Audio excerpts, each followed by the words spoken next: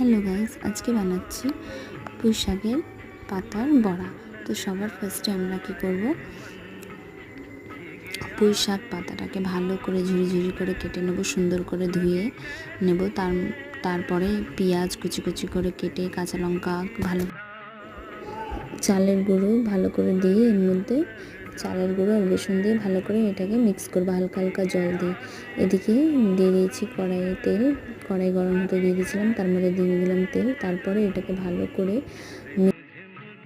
Mix করতে হবে। Mix করে এটাকে হালকা হালকা জল দিয়ে মিক্স করে নেব। তারপরে এটাকে কড়াইতে এমনি বাইন্ড করে করে হালকা হালকা করে দিয়ে দেবো।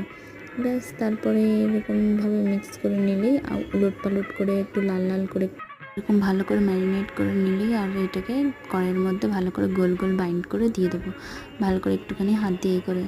তারপরে উলট পালট করে নিলেই আমাদের